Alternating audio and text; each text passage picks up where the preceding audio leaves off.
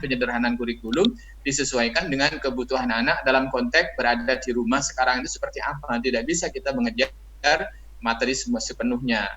Situasi anak belajar di rumah ini berarti membutuhkan perhatian pendampingan orang tua. Berarti sekolah harus segera melakukan perubahan bagaimana berkomunikasi dan bekerja sama dengan orang tua. Ya, orang tua tidak hanya diberi surat, diberi pemberitahuan anaknya belajar di rumah tanpa ada komunikasi, tanpa ada proses pendampingan kepada orang tua, tentunya akan mengalami kesulitan. Ya. Jadi fungsi dan tata cara kita mengelola orang tua, proses kita mengelola dan bekerja sama dengan orang tua adalah hal yang harus segera berubah, ya segera berubah. Nah, nanti fokusnya kalau hal-hal yang sudah beradaptasi itu tentunya karena kita lembaga pendidikan ya fokus kepada pelayanan. Ya, nah sekarang pelayanan itu ada dua ya secara umum. Ya, pertama kepada siswa gitu ya. Yang kedua kepada orang tua. Kalau dulu mungkin kita lebih banyak fokus kepada siswa walaupun orang tua ada pelayanan, tetapi sekarang harus dirubah cara kita melayani orang tua. Kenapa? Karena proses pendidikan sekarang berbasis rumah. Nah, kalau Bapak Ibu sekalian bisa menjalankan dua fungsi ini ya, segera beradaptasi terhadap proses-proses dan mungkin sejumlah kebutuhan yang ada di sekolah, kita fokus kepada kepelayanan, maka jangan lupa di zaman seperti sekarang ini kita harus mampu mengelola feedback. Kita jangan hanya merasa cukup, merasa baik ya setelah kita melakukan dua hal, kita harus dengan segera meminta feedback kepada orang tua dengan cepat. Ya, apakah yang dilakukan itu sudah baik, apa yang dilakukan itu sudah sesuai, apa kendala-kendalanya. Ya, ini harus segera dilakukan karena nanti orang tua yang akan menilai kita. Nah, dan tentunya nanti berikutnya apa-apa yang kita lakukan itu harus terus dikomunikasikan. Jadi tadi juga hampir semua ya para pemateri sebelumnya juga menyampaikan jangan kita diam ya. Nah, sekarang alat untuk komunikasi banyak sekali. Ini harus intensif.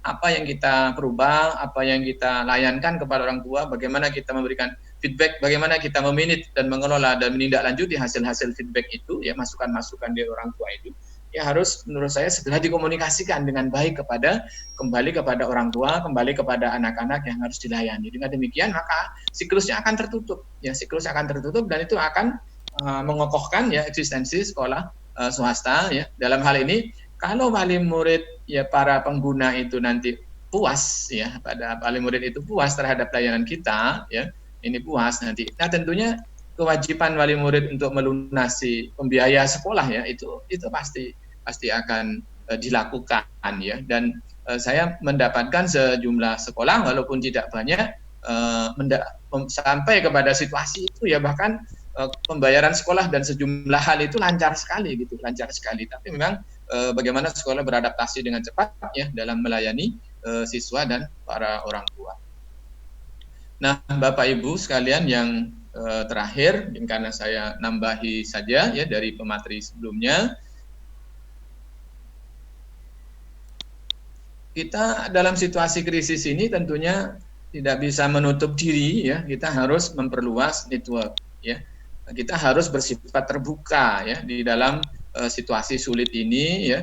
Artinya kita tidak boleh hanya mengandalkan kekuatan diri sendiri ya.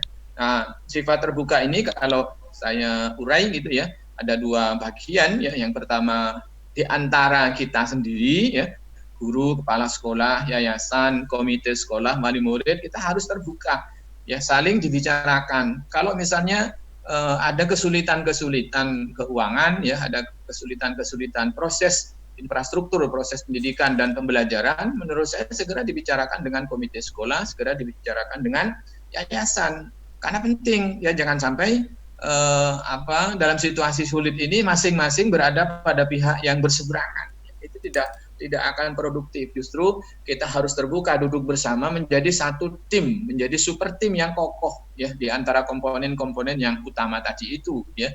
Yang kedua ya, nanti kita harus ya networknya harus lebih luas ya. Network yang luas, jangan hanya di dalam ya. Kalau misalnya sekarang ada organisasi-organisasi, kalau ini sebagian adalah anggota dari JSIT, maka kita terus berinteraksi ya dengan berbagai macam ya pihak ya, dengan kawan-kawan antar kota, kabupaten, provinsi mungkin ya, satu kecamatan, mungkin juga dengan pihak-pihak lain ya, termasuk dengan misalnya dengan pemerintah daerah, kota, kabupaten, provinsi gitu, harus kita melakukan network yang luas. Karena sangat mungkin ya semua, apalagi pihak pemerintah pasti akan memikirkan kita, ya kalau kita bergerak maka insya Allah akan ada jalan keluarnya. Tapi kalau kita diam mungkin akan lebih sempit jangkauan kemampuan kita untuk mempertahankan, yaitu membangun eksistensi sekolah kita di tengah-tengah kesulitan seperti ini.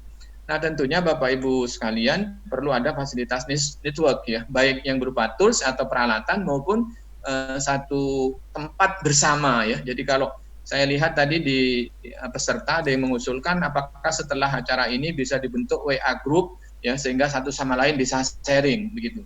Beberapa waktu yang lalu saya juga sempat adakan semacam acara seminar ya atau webinar semacam ini ya, mengumpulkan yayasan-yayasan dari berbagai macam wilayah ya untuk sharing apa yang dilakukan masing-masing yayasan dari seluruh Indonesia itu ya dalam menghadapi situasi sulit ini. Ya, saya ingat salah satu cerita yang menarik menurut saya ya di beberapa sekolah yang biasanya ada kegiatan makan siang, lalu petugas-petugas kantin itu sekarang kan tidak ada yang mau dilayani, muridnya semua belajar di rumah, gurunya sebagian besar bekerja dari rumah begitu sehingga mereka kosong nganggur.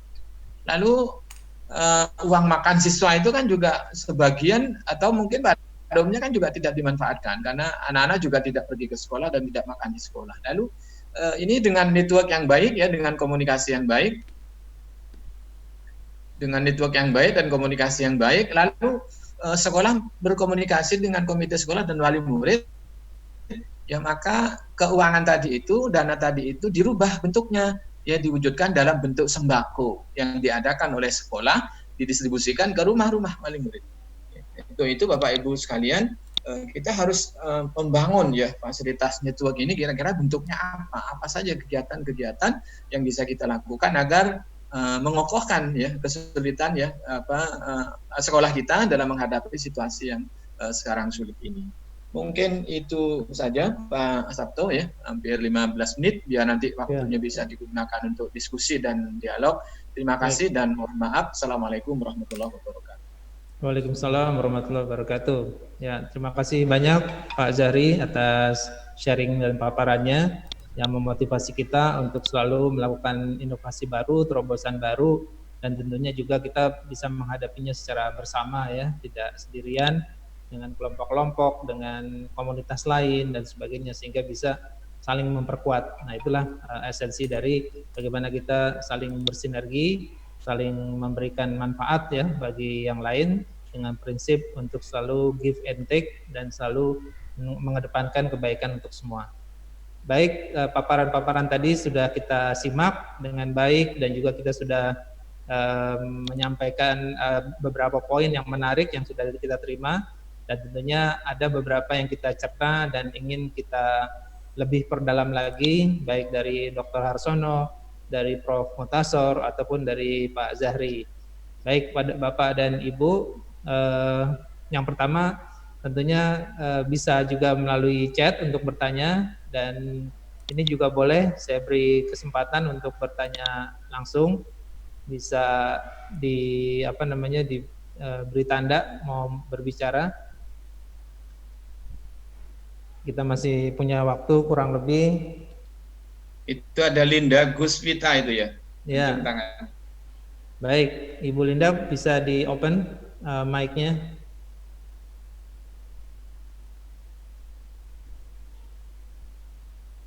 Ya, Pak Anton bisa bantu untuk ini membuka mic-nya.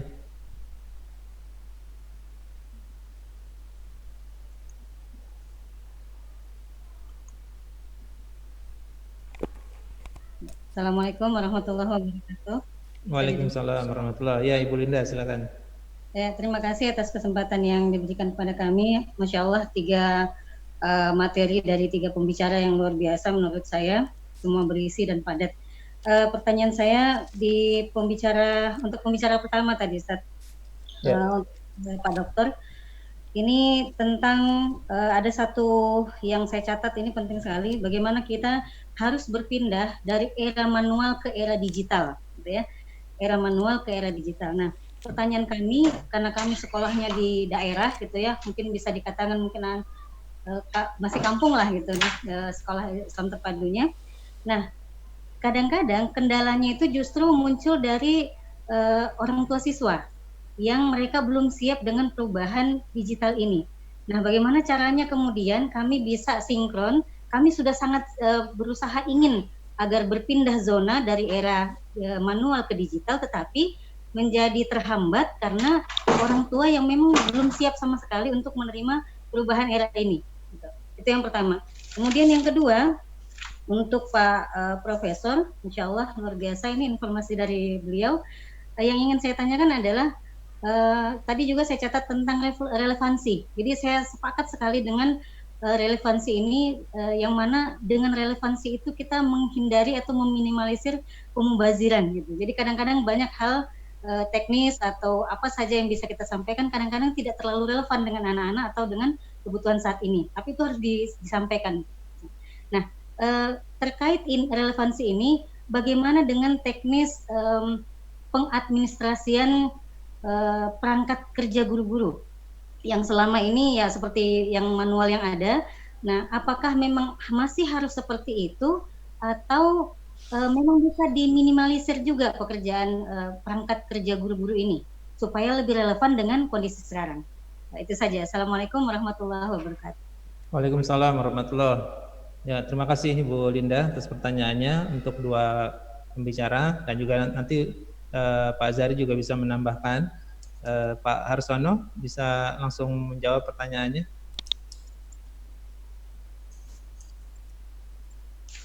Ya, Pak Harsono tadi kelihatannya, oh bisa Pak Harsono. Baik, terima kasih ya. Bu Linda Kuswita ya. Iya betul. Ya, Bu Linda, halo. Iya, halo. Baik, kedengaran suara saya. Baik, mohon maaf. Jadi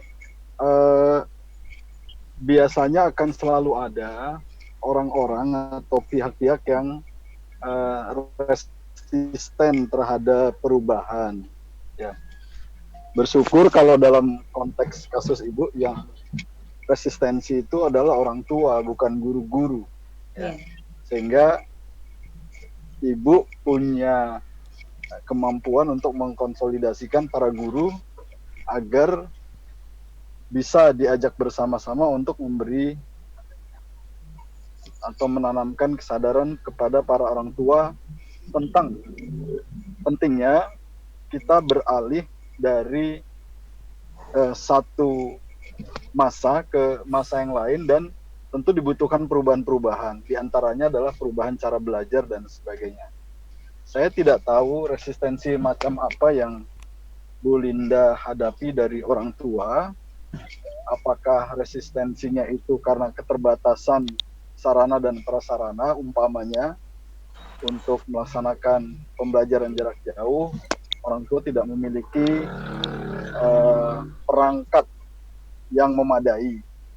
Katakan kalau mereka sebuah keluarga punya 3 orang anak, ketika tiga-tiganya melakukan pembelajaran jarak jauh, tentu kan dibutuhkan 3 perangkat. Nah, atau tidak hanya perangkat saja, tetapi sumber daya lainnya. Umpamanya kalau pembelajaran jarak jauh itu butuh katakan akses internet, butuh paket data, butuh wifi dan sebagainya. Nah, apakah itu yang menjadi kendala? Nah, saran saya, Bu Linda segera melakukan pemetaan apa titik-titik atau hal-hal krusial yang menjadi resistensi dari para orang tua. Nah, kemudian setelah menemukan pemetaan tersebut, melakukan pemetaan tersebut dan menemukan titik-titik krusialnya, lalu silakan lakukan konsolidasi di internal atau di manajemen sekolah, yayasan dan sebagainya untuk mencari solusi bersama. Saya yakin ada jalan untuk setiap masalah yang kita hadapi. Prinsipnya, marilah kita rubah tantangan itu menjadi peluang untuk kita. Demikian Bu Linda, mudah-mudahan bisa dipahami. Terima kasih Pak Sabto. Ya, terima kasih Pak Dr. Harsono. Baik, selanjutnya kita beri kesempatan kepada Prof. Muhtasor untuk menjawab pertanyaan yang kedua tadi. Baik ya, terima kasih. Suara saya jelas ya? Jelas, Prof. Oke. Begini, itu tadi kaitannya dengan relevansi. Untuk membangun relevansi itu, sekurang-kurangnya ada 3 hal nih yang perlu kita perhatikan, Bu Linda. Pertama, konteks. Kedua, konten. Ketiga, metodologi. Oke? Prasarana, sarana itu di metodologi. Oke? Nah, yang maksud konteks itu begini. Indonesia itu negara besar. Makanya semboyannya Bhinneka Tunggal Ika. Bukan hanya itu, ya, bahwa kesenjangannya tinggi banget. Jadi orang-orang yang kaya raya banyak, ada yang miskin sama sekali. Nah, orang-orang miskin itu jangankan kok pulsa, Bu. Handphonenya itu belum tentu punya. Itu yang jadi perhatian kita.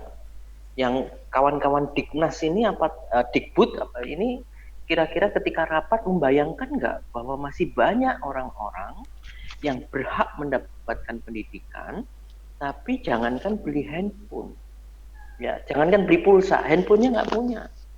Dan itu tidak harus di pelosok, ya, tidak harus di pelosok. Jadi variasi ya, nanti variasi konteksnya harus diperjelas kira-kira gimana. Jangankan gitu, di Surabaya saja. Di Surabaya itu masih ada, kita ini menemui bahwa pembelajaran jarak jauh itu bukan soal gurunya siap atau tidak, ataupun pulsanya ada atau tidak, bukan soal itu, tetapi juga handphone yang dipakai untuk siswa, jangan bilang laptop ya, handphone, itu gantian sama orang tuanya. Dan orang tuanya meskipun zaman COVID kayak begini, masih kena piket, kerja.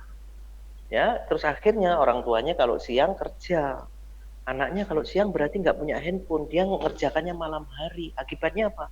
Gurunya kerjanya sampai malam, ya, pagi kerja pada yang pegang handphone pagi, malam pegang handphone terus. Gurunya capek, exhausted ya. Padahal Bu Guru, Pak Guru juga perlu istirahat dan seterusnya. Nah, ini saya kira penting banget untuk kita perhatikan. Konteksnya adalah pendidikan kita nyampe. Jadi handphone itu sarana ya. Sarana digital termasuk sarana, bahwa kita akan melakukan revolusi digital untuk tema-tema tertentu, topik-topik tertentu bagi sekolah itu penting, tetapi bahwa menyelenggarakan ini letterlek apa adanya, tolong diperhatikan wali murid kita segmennya yang di mana, apa dan bagaimana. Kalau di kampung-kampung, di desa-desa, kadang-kadang kan pendidikan yang relevan buat mereka kan ngurus sawah, ngurus tambak, cari ikan di laut segala macam. Jangan dipaksa contoh soalnya dari Jakarta. Jangan, buku-buku teks yang seperti itu tidak relevan. Dan justru karena buku teksnya itu Jakarta sentris atau kota besar sentris, menyebabkan anak-anak itu meskipun tinggal di kampung, yang terinspirasi itu Jakarta kota besar. Kalau dewasa mereka kemudian migrasi, pindah ke kota, itu apa namanya istilahnya, dari desa pindah ke kota itu loh. Urbanisasi. Urbanisasi itu kan problem Indonesia. Ya, karena tidak relevan pendidikannya. Yang desa pergi ke kota, kalau sudah pergi ke kota nggak mau lagi balik lagi ke kampung, ya kan? Ini kawan-kawan JSIT ini kan orang desa, tapi nggak mau pada pulang nih di kota-kotanya, kan? Makanya Jakarta macet, Surabaya macet, Bandung macet, Bogor macet. Enggak, relevansi itu juga akan mempengaruhi. Jadi solusi Indonesia mencegah urbanisasi. Jadi matematikanya nelayan sama matematikanya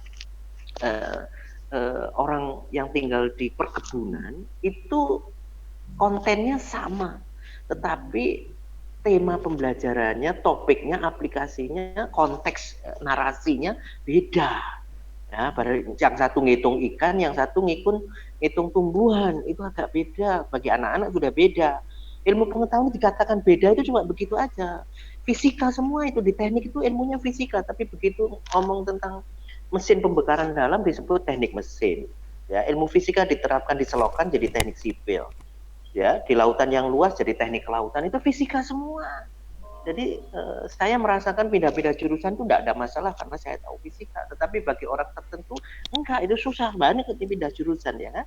Nah, jadi intinya begini, konteksnya tolong diperhatikan. Jadi jangan misalnya Jakarta bilang digital, nanti kita terjemahkan nanti orang-orang yang nggak punya handphone kita paksa pakai handphone malah nggak jalan semuanya. Nah, yang penting gini loh, pinter-pinternya kita menyelesaikan tema-tema pendidikan dan pembelajaran kita itu yang cocok untuk anak kita, bahkan homeschooling aja bisa kok. Hari ini saya hari ini tadi saya itu terkesima ada satu seminar yang diselenggarakan anak-anak, bukan anak-anak ya, sudah mahasiswa gitu ya, itu mahasiswa ITB, mahasiswa perguruan tinggi hebat, sudah punya usaha begini bla bla bla gitu, dua-duanya lulusan homeschooling. Nah, homeschooling bisa begitu, SIT harus bisa lebih gitu, swasta yang lain harus lebih bisa kayak begitu. Kan mereka membuat homeschooling itu dibuat itu apa sih? Untuk pendidikannya, paket-paketnya relevan untuk kebutuhan keluarga itu. Ya, itu namanya relevansi. Nah, kalau kita sekolah di kampung, yang relevan dengan kampung itu apa? Di kampung itu, di masyarakat itu, di kabupaten itu apa? Itu namanya konteks ya, itu konteks. Kemudian yang konten, berapa pendidikan kita itu tolong disesuaikan. Saya pernah kritik dulu, anak kelas 4 SMP, tata pendidikannya ada pendidikan tentang soalnya bunyinya tugas sekretariat MPR adalah gitu kan, tugas sekretariat MPR itu kelas 4 SD. Itu nggak relevan sama sekali. Jangankan kok anak kelas 4 SD, yang lulus perguruan tinggi aja belum tentu tahu itu sekretariat MPR itu tugasnya apa. Bahkan caleg aja nggak tahu kok, sudah terpilih baru dikasih tahu oleh sekretariat MPR tugasnya ini gitu kan. Nah itu nggak penting. Tolong mari kita sisir semuanya. Ketika Kementerian Dikbud belum selesai mensisir ini, kita sendiri kita sisir. Ya, yang tidak relevan ya kita usulkan untuk ganti, diubah ya. Dan kita yang homeschooling aja bisa, apalagi kita. Jadi kontennya tadi menurut Sisdiknas, Sistem Pendidikan Nasional itu apa? Membangun religiusitas. Yang pertama, yang kedua membangun pengendalian diri, kemampuan pengendalian diri, membangun kecerdasan, ya, akhlakul karimah, ya, dan kepribadian, kemudian keterampilan yang dibutuhkan oleh siswa kita dibutuhkan bagi kehidupan masyarakat, bangsa dan negara, sosialnya, dan dirinya sendiri juga. Nah ini saya kira kalau kita melihat itu dua itu, konten dan konteks, baru metodologinya itu disesuaikan. Jadi handphone itu bagian dari metodologi. Kalau memang itu dibutuhkan kayak kota-kota besar, silahkan. Tapi kalau sekolahnya sih wajib ya. Kalau sekolahnya saya wajib. Ini ada dua hal ya. IT bagi sekolah dan IT bagi wali murid. Ini agak beda. Kalau sekolah harus dilengkapi karena itu adalah sumber pembelajaran. Jadi kita bisa mengakses pembelajaran dari seluruh dunia itu lewat situ. Jadi kalau gurunya kita tetap pastikan IT-nya bagus. Tapi kalau untuk masyarakatnya disesuaikan dengan siapa yang kita ajar, karena kita dari pelosok, dari kota beda. Nah, kemudian untuk belajar tadi bedakan, sekolah kita ini jangan sama dengan Google. Nah, kalau Google semua sudah ada, kalau Google semua tinggal share apa saja ada di Google, sekolah kita jangan kasih materi kayak Google. Nah ini pentingnya nanti kalau sudah ada ke Google, nanti sekolah kita nggak laku. Berarti apa? Yang terpenting adalah menumbuhkan keingintahuan, curiosity, menumbuhkan inisiatif untuk mencari solusi, menumbuhkan kemampuan untuk mencari solusi, sehingga orang kalau pergi ke Google, kata kuncinya itu anak-anak udah tahu. Kalau ada masalah kayak gini, kata kuncinya ini gitu. Sedangkan kontennya sudah ada di Google. Jadi guru-guru kalau perlu nggak hanya fokus tentang isinya. Jadi kalau sejarah itu bukan misalnya Indonesia merdeka tanggal berapa, itu ada di Google. Jangan itu yang diajarkan. Ya, yang proklamator kita namanya siapa, di Google ada semua. Tapi mengapa merdeka? Gitu. Tujuan merdeka itu kenapa kok bisa merdeka pada beda-beda suku bangsa, itu apa? Inspirasi mencari jawab, mencari tahu itu ditumbuhkan di situ. Nah ini kalau kita bisa menempatkan diri pada situasi yang sulit tetapi mengisi kekosongan seperti itu, maka relevansi kita makin tinggi. Jadi ingat ya, 3 itu saya ulangi, konten, konteks, metodologi. Ya, sarana masuk dalam metodologi. Assalamualaikum warahmatullahi wabarakatuh. Waalaikumsalam warahmatullahi wabarakatuh. Terima kasih Prof atas jawabannya. Ustaz Jari mau menambahkan, Pak Jari? Baik. Ya. Saya sekalian merespon yang di chat ya Pak Sabto. Ada banyak pertanyaan. Saya lihat ada 9 ya. Ya. Saya langsung ya biar efektif waktunya. Betul. Tadi ada yang tanya 9 protokol kesehatan. Itu bisa protokol masuk di masjid, di kelas, di kantin, istirahat, perpustakaan, di rumah, untuk menu fisik biar bugar, untuk menu jiwa agar bisa selalu taat kepada Allah Subhanahu wa taala. Kira-kira itu ya, bisa dikembangkan ditambah lain. Kalau mau motong uang makan ya, karena biaya administrasi berapa persen pertanyaannya, silakan berkomunikasi dengan komite sekolah minimal ya. Jadi disampaikan argumentasinya secara logis sehingga dapat nanti mendapatkan support dari komite sekolah agar tidak menjadi konflik di belakang. Kalau untuk pendidikan karakter ya melalui PJJ, memang tentunya perlu di-create ya bagaimana kegiatan-kegiatan yang ada di rumah itu sekarang disusun, ditata menjadi lebih terstruktur sistematis agar pendidikan karakter tidak hilang ya. Karena pendidikan karakter itu sebenarnya kan pembiasaan. Dan Bapak Ibu perlu saya sampaikan, asal muasal pendidikan karakter itu di rumah ya. Ada salah satu pakar yang mengatakan karakter building itu di rumah ya. Kalau di sekolah itu sebenarnya lebih banyak pada capacity building ya. Sehingga itu yang mungkin juga perlu tapi bedanya karena rumah itu biasanya kurang sistematik, kurang tertata, maka prosesnya menjadi kurang bagus. Nah, untuk itu peran sekolah sekarang bagaimana melihat agenda-agenda dan kegiatan-kegiatan di sekolah itu atau di rumah itu disusun menjadi lebih baik ya, agar menjadi proses pembentukan karakter. Tentunya akan lebih bagus, tentunya kerjasama dengan orang tua ya. Bagaimana PJJ bisa senang? Bapak Ibu sebenarnya sederhana mikirnya. Kenapa sih anak-anak kalau main game kok senang? Nah gitu ya tuh. Kenapa anak-anak kalau main game kok senang? Senang sampai kecanduan gitu ya. Artinya apa? Tampilannya mungkin kurang menarik, tidak ada tantangan, mungkin tidak ada grade ya.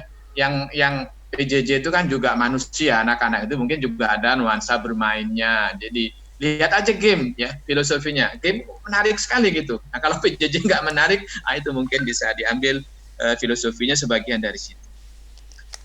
Bagaimana berkomunikasi dengan komite sekolah dalam situasi pandemi? Menurut saya berkomunikasilah dengan pelayanan-pelayanan yang baik. Ya. Jangan hanya berbicara tentang keinginan-keinginan sekolah, tetapi berikan pelayanan yang baik. Apa-apa yang dilakukan sekolah itu yang disampaikan.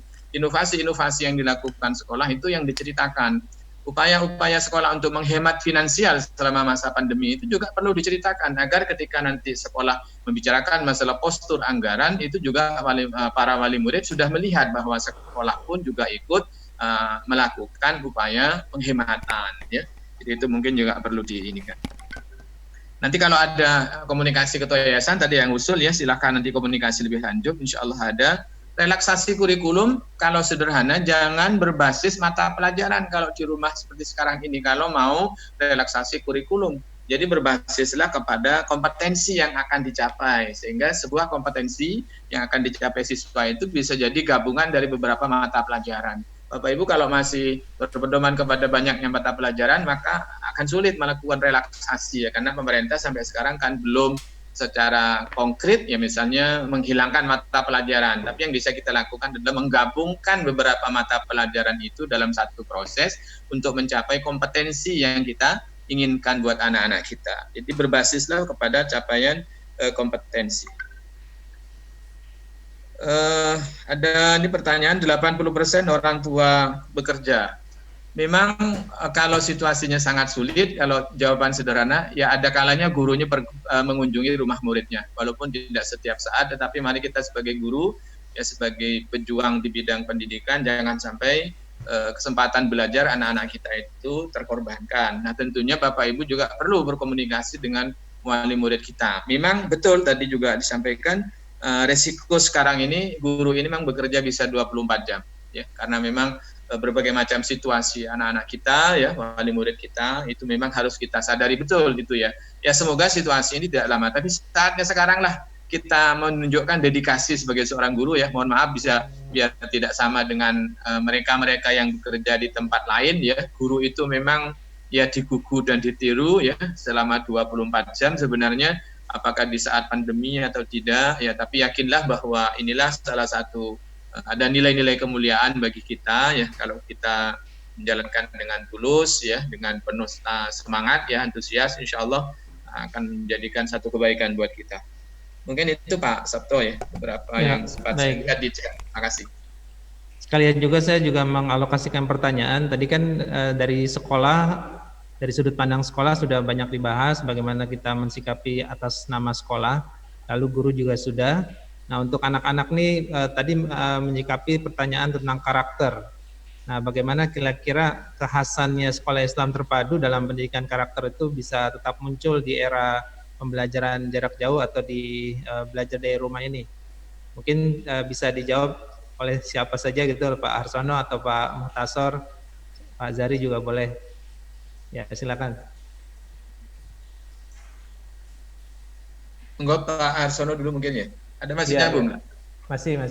Masih. Siap, Ustaz. Terkait dengan siswa ya, terkait dengan pendidikan karakter. Sebenarnya kalau kita melakukan komparasi ya, sekolah negeri dengan sekolah-sekolah yang berbasis keagamaan, mestinya secara logika sederhana harusnya semua siswa yang ada di sekolah-sekolah berbasis keagamaan itu secara karakter lebih mapan, lebih mumpuni dibandingkan sekolah-sekolah yang negeri. Nah, setidaknya hal ini bisa dilihat dari konten-konten pembelajaran yang ada di sekolah berbasis agama. Ya. Nah, saya contohkan saja, ini sikap kami di keluarga ya. Istri saya seorang guru di sekolah negeri.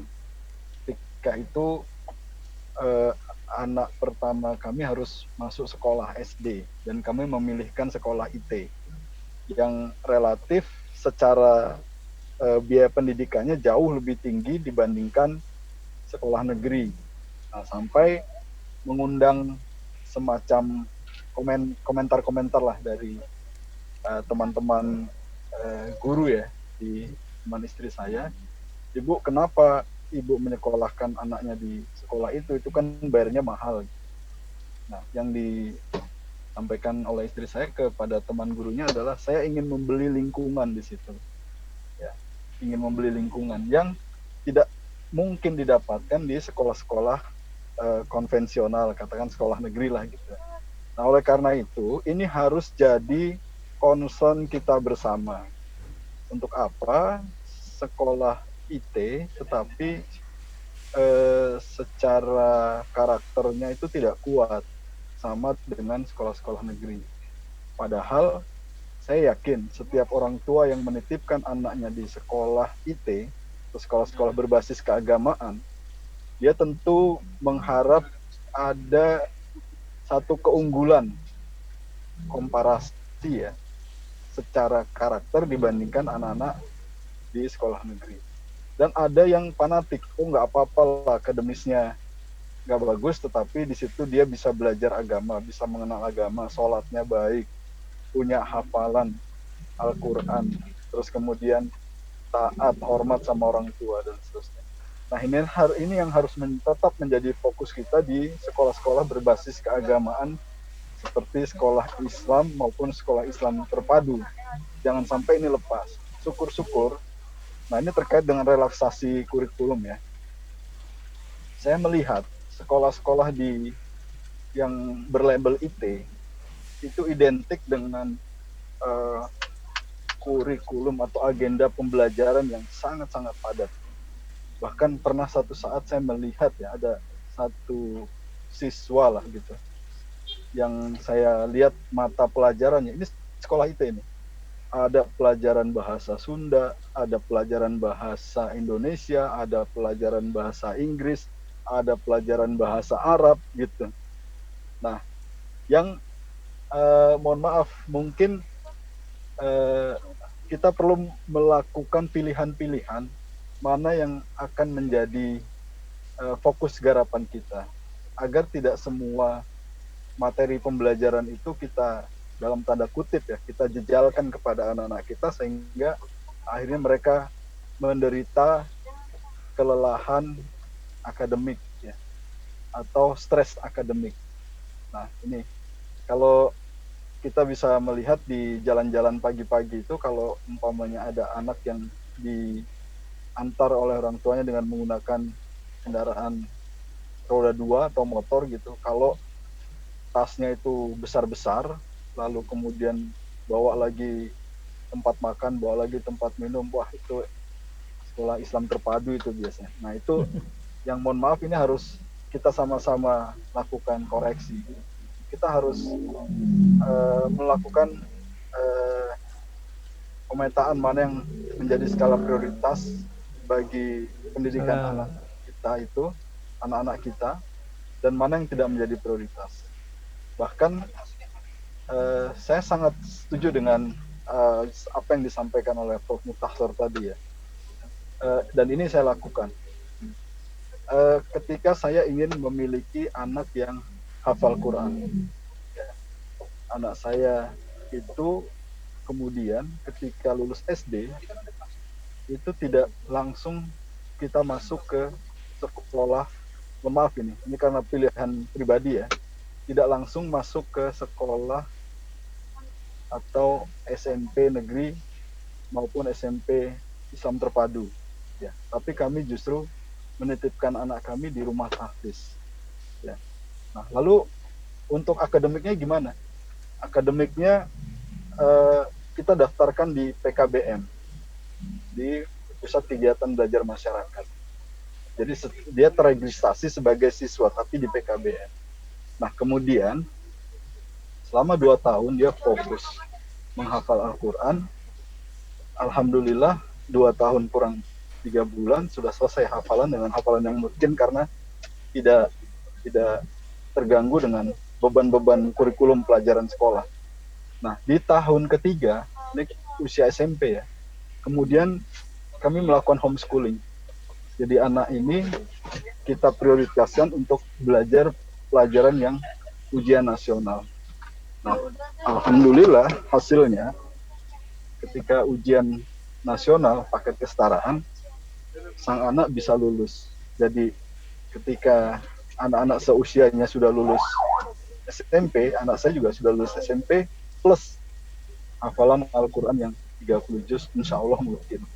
Nah, barangkali saya tidak menganjurkan semua orang tua untuk melakukan hal seperti ini ya, karena menurut saya ini pilihan yang out of the box, butuh keberanian dan tentu tidak selaras juga untuk yang SDIT sebagai lembaga pendidikan formal ya. Artinya saya ingin menyampaikan bahwa harus ada prioritas-prioritas mana yang harus kita pilih untuk kita berikan kepada anak-anak kita agar mereka tidak melulu dijejali dengan materi-materi pelajaran tapi lupa terhadap pendidikan karakternya, terhadap nilai-nilai keagamaan yang harus mereka terima. Insya Allah anak yang cerdas secara karakter dia akan lebih bisa menghadapi persaingan dibandingkan anak yang cerdas secara akademik. Demikian Pak Sabto, terima kasih. Ya, baik. Terima kasih Pak Arsono. Baik, kita beri kesempatan juga sekaligus sebagai closing statement dari Pak Mutahsor. Ya, Prof. Mutahsor silakan closing statement untuk tema kita pada sore hari ini.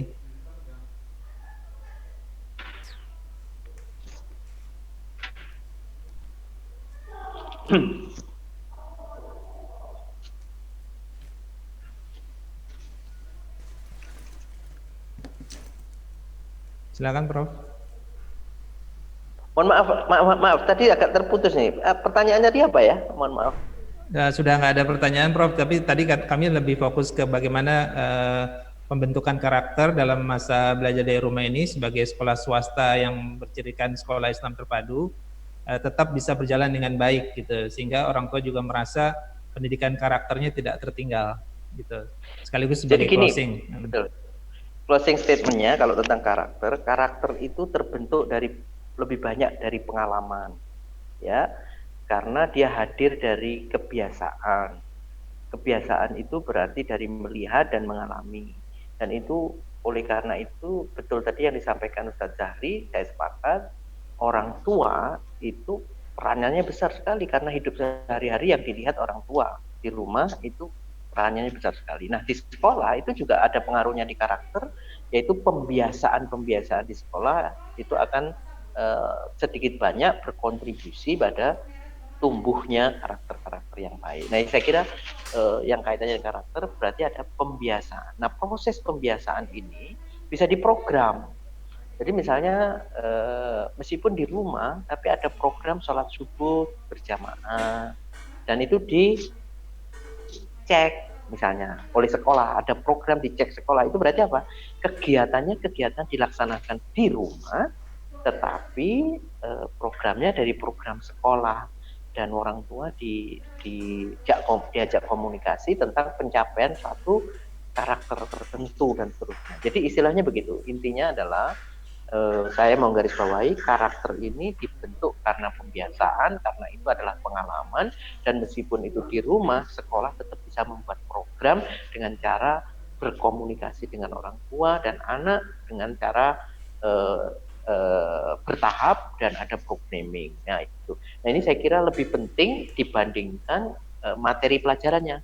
Itulah sebabnya Nabi Adam alaihissalam itu sebelum turun dari surga ke bumi, Al-Baqarah 30 sampai 39, itu lebih banyak dikasih pengalaman, mulai dari diaduhkan, dicueki dan dibully oleh iblis, ya, kemudian digoda oleh iblis, kemudian sampai dia memiliki pengalaman gagal dan akhirnya turun dari surga ke bumi, ya, mendapatkan hukuman. Itu pengalaman semuanya, dan itulah yang membentuk karakter berikutnya untuk mengikuti perintah Allah, wala tatabi'u khutuwatis syaiton, janganlah engkau mengikuti langkah-langkah setan. Itu karakter itu terbentuk dari pengalaman. Nah, itulah para nabi banyak yang mengalami proses menggembala kambing atau menggembala domba. Itu pengalaman semua, sebelum memimpin manusia, memimpin domba, gitu ya. Nabi Musa saja yang tadinya hidup di istananya Fir'aun sampai terusir keluar, ya, itu mendapatkan istri dan mendapatkan domba gembalaan dulu selama beberapa tahun, habis itu memimpin perjuangan. Jadi pengalaman ini penting. Saya kira karakter dibentuk dari pengalaman. Buatlah program agar siswa kita punya pengalaman yang bermakna jangka panjang, yaitu long term memory. Saya kira itu. Terima kasih. Baik, ya. Terima kasih Prof. Hutasar. Baik, selanjutnya kita beri kesempatan Ustaz Zahri sekaligus sebagai closing. Ya, kira 2 menit, Ustaz. Ya, baik. Terima kasih. Jadi melalui PJJ masih banyak ya pendidikan karakter yang bisa kita lakukan ya. Misalnya dalam PJJ seorang guru bisa memulai tepat waktu, bahkan 5 menit sebelum jamnya dimulai harusnya seorang guru sudah standby. Dan itu disiplin berarti yang akan bisa kita tularkan ya. Kalau seorang guru mengajarkan atau memberikan tugas, maka ya guru harus memberikan feedback dan mengembalikan tugas itu dengan segera. Itu juga menggambarkan bahwa gurunya juga kerja keras dan bertanggung jawab. Dan menurut saya banyak sekali ya karakter-karakter yang memang masih bisa ditularkan kepada anak kita selama PJJ. Baik di bagian akhir mungkin secara umum, walaupun ini masih banyak sebenarnya pertanyaan di chat ya, saya sampaikan kepada Bapak Ibu sekalian, eksistensi sekolah swasta di tengah situasi yang sulit dan krisis ini, yang pertama menurut saya memang kita harus punya mindset dan respon yang baik terhadap realitas ini, satu kesadaran bahwa ini memang situasi krisis, sehingga kita harus punya tekad yang kuat untuk menghadapi situasi ini. Yang kedua, kita segera beradaptasi ya dengan berbagai macam proses atau mungkin kebutuhan infrastruktur dan lain-lain, cara kerja dan lain-lain, sehingga kita bisa segera bangkit ya, berada dalam situasi yang akan kita hadapi, yang kita juga tidak tahu sampai kapan. Kita harus berhasil berselancar di atas gelombang pandemi yang sedang berjalan. Ya. Yang ketiga, kuncinya menurut saya berkomunikasilah dengan baik kepada semua unsur, semua pihak yang saling terkait, agar perjalanan berat ini tidak hanya menjadi beban di sekolah, tetapi menjadi tanggung jawab bersama. Terima kasih saya sampaikan kepada Dr. Harsono yang telah berkenan menemani kita semua dalam diskusi dan sharing pada siang hari ini, juga kepada Profesor Dr. Mukhtasor, juga memberikan wawasan dan bekalan kepada kita semua, juga kepada seluruh peserta ya dari seluruh Indonesia, baik yang dari Sekolah Islam Terpadu maupun kawan-kawan dari sekolah lain ya. Terima kasih atas atensinya, juga kepada Pak Sabto sebagai moderator, pada panitia semuanya. Insya Allah kita bertemu di lain kesempatan dengan tema-tema lain. Terima kasih, mohon maaf. Assalamualaikum warahmatullahi wabarakatuh. Waalaikumsalam warahmatullahi wabarakatuh. Terima kasih Ustaz Zahri atas closing statementnya. Intinya adalah bahwa kita memerlukan sebuah tekad, memerlukan daya adaptasi, dan juga saya tambahkan sedikit yaitu kita reaksi cepat gitu ya. Jadi kita cepat memanfaatkan waktu, kesempatan yang ada sekarang ini.